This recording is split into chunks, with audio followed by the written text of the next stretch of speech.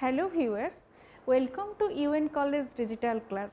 In today's class, I am going to discuss about symbol table. In the previous classes, I have already covered about the different phases of compilation, and in today's class, I am going to discuss about symbol table. If you have not gone through those previous classes, then please go through that so that you can understand all this in a very clearer manner. Okay, let's start. Symbol table, actually it is just like a table representation, or it is a different type of data structure which is used by the system during compilation phase. Let me give one very simple example. Suppose you are sitting in the examination and the examination paper is mathematics. Generally what students are doing, they are taking a portion of the paper and just use it as the rough work. Okay, whatever they will do as the final one, before that they are doing some sort of practice, some sort of calculation in the rough area, and then they are writing all those final things in the paper. Okay. In the similar way, during the compilation phase, when the processor or when the compiler takes the program as one input and each phase some processings are performed, system needs one memory area which is called as symbol table. Now we will discuss elaborately about symbol table. Suppose let the statement is C equal to A plus B into 5. Suppose this is the statement. When you are inputting the statement in through the compiler as a for compilation process, compiler first phase is lexical analyzer. It takes the whole one as input and perform operation on it, and it tries to find out the tokens, okay, different part, and it tries to find out according to the pattern of the programming language. In this case, exactly what is the role of symbol table here? Now the symbol table is used or is responsible to store all the tokens information. For example, now we will take C, A and B. According to the programming language, suppose this is a statement of C programming language, then according to the C programming language, C, A, B all are identifier, or which is called as ID. Okay. I think you know about identifier, which is used to represent a particular memory location. Then the next one, suppose we will discuss about the equal to symbol and the plus symbol and the multiplication symbol. These are what? These are the special symbols or the operators. Okay, it means that all these are predefined operators. In this case, it is not required to represent in a different way. So it use it as it is only. Then we will take this one, 5. 5 is a constant value. All these are the operators or special symbols, and this one is the constant value. So if we will represent it, then the representation will be in this manner. Symbol table will store all the values in the following manner.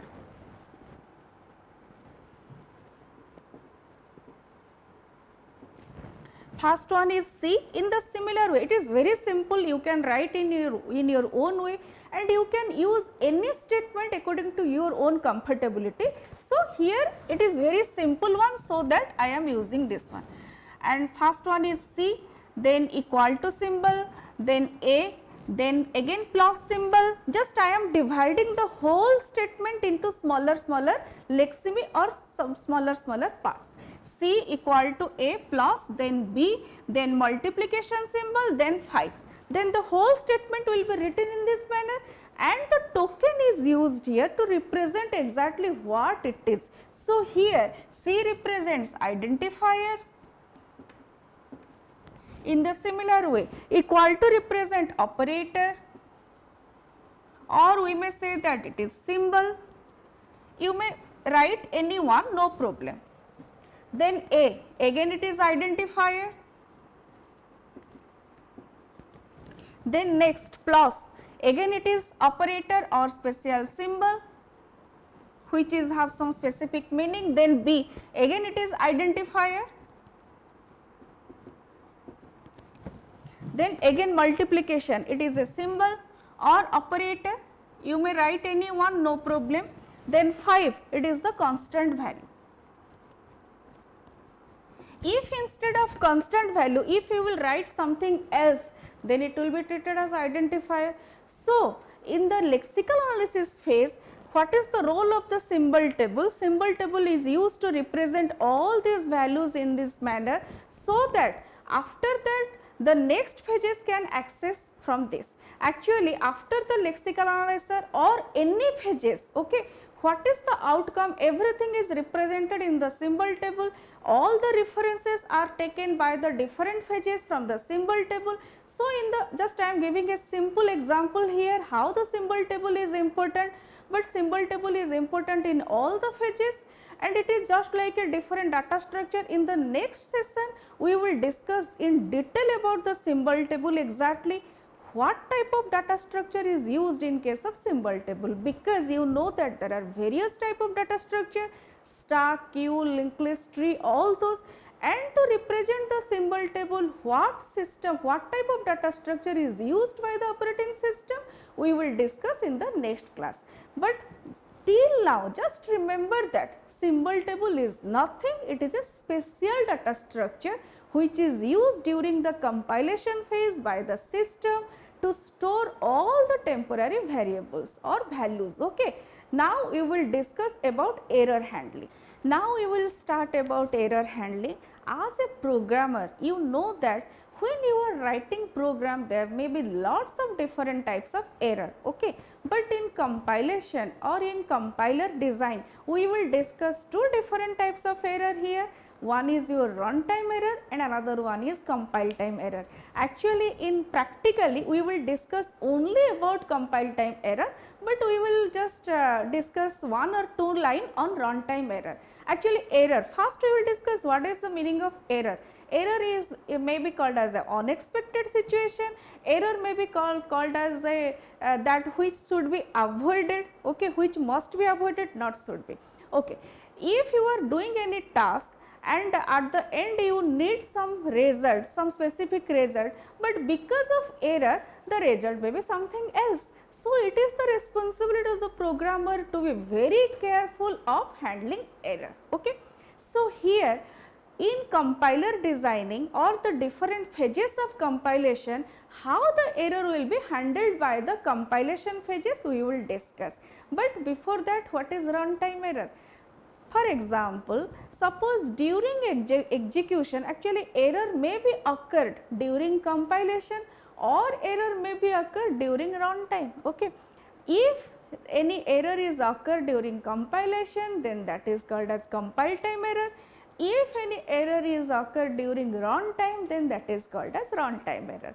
And it is the responsibility of the programmer or the compiler designer to be very careful of handling compile time error. So, now we will discuss what type of error can be occurred and in which pages what type of error will be occurred, so that the designer will be careful for handling that.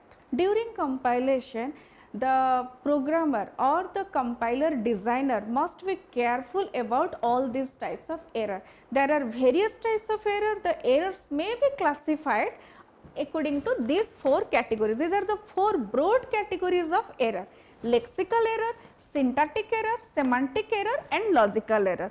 First, let us discuss what is the meaning of lexical error.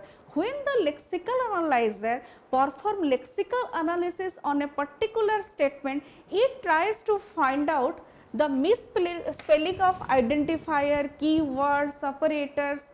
Actually operators are symbols, so there is no question of misspelling, but in case of identifier, in case of writing any keywords, there may be mistake. So, it is the responsibility of the lexical analyzer to find out is there any misspelling in the writing of identifier or the keywords.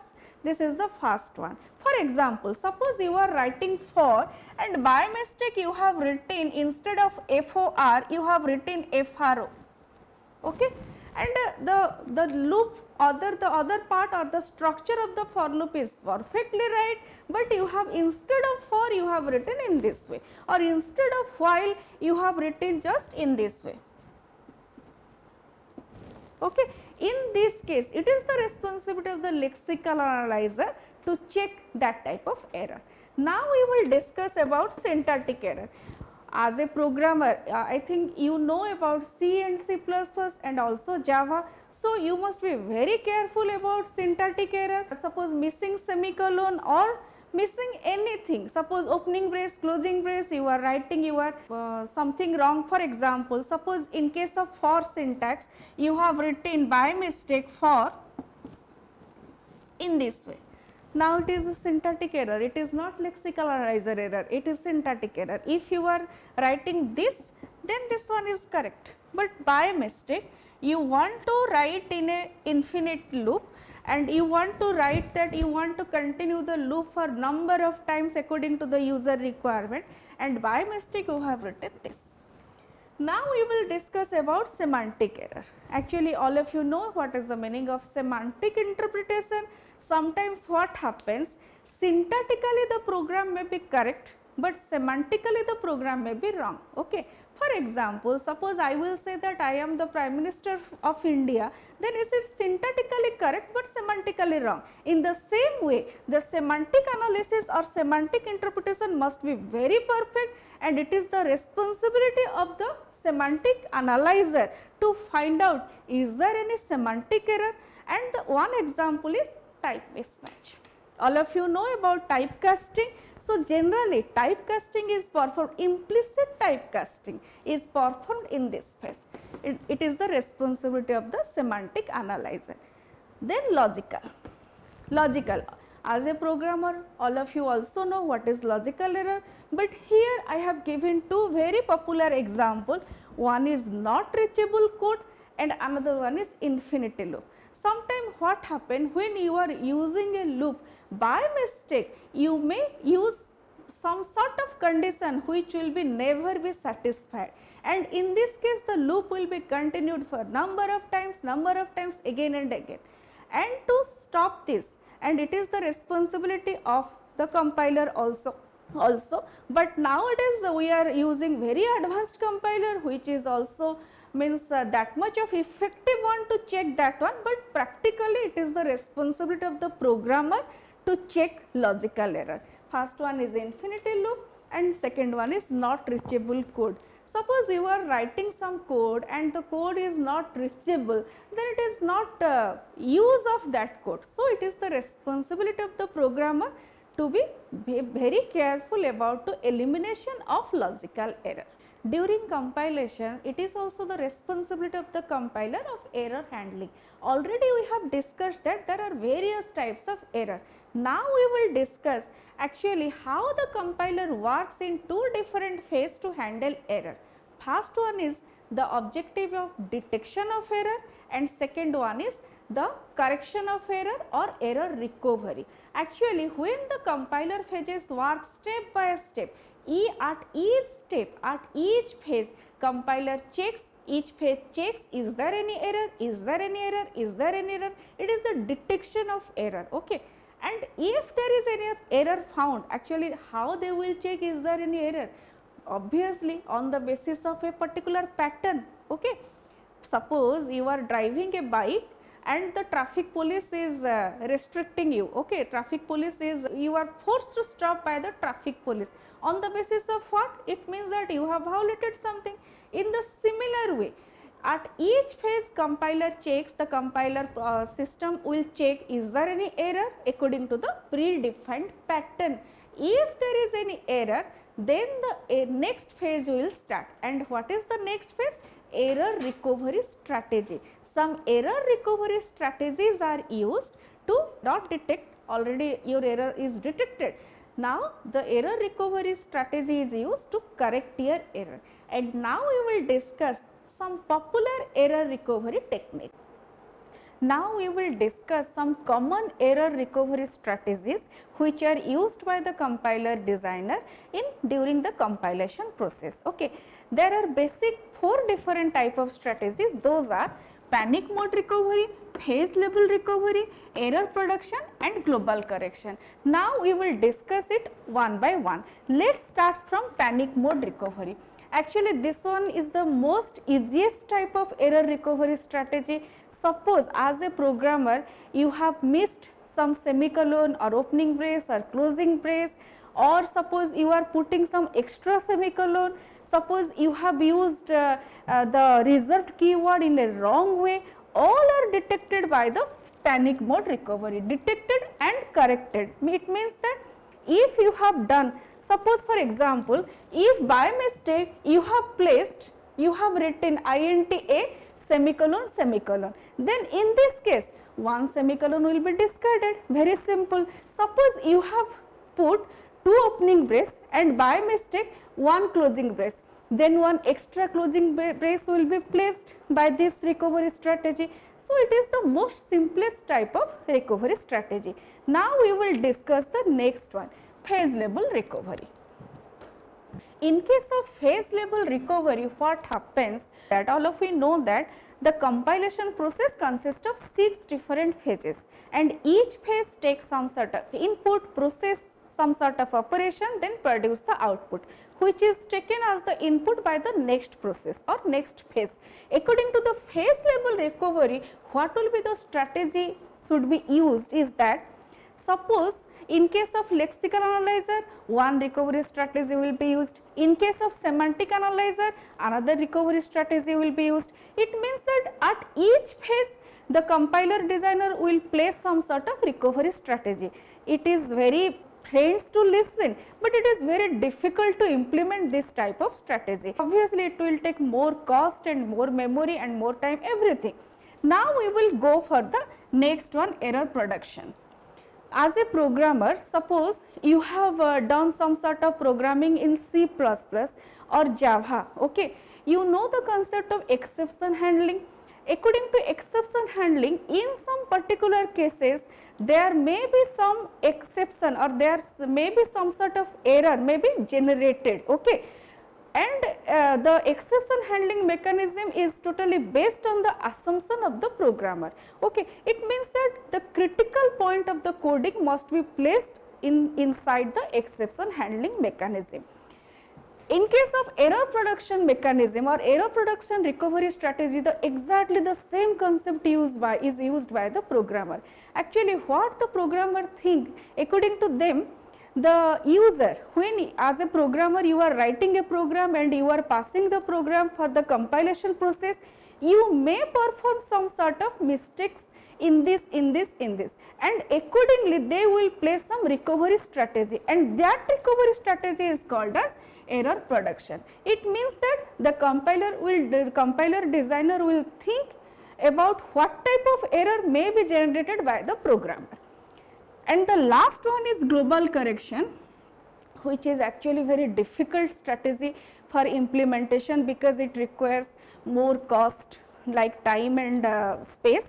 Okay. What is global correction? According to global correction, the whole program or the whole string will be taken as one input and some valid recovery strategy will be put on the whole string at a time, then the output will be generated, which is very difficult to implement. The most easiest one is panic mode recovery. I hope you have got some basic idea about the recovery strategy. In the next session, we will discuss more and more, and in the next section also we will discuss a very simple example, how the lexical analyzer, how the different analyzer are working and how the final code is generated, so that your basic will be very clear. If you have any doubt, I hope you have understood, and if there is any doubt, then please write to us in the comment box. Thank you so much for watching. Have a great time.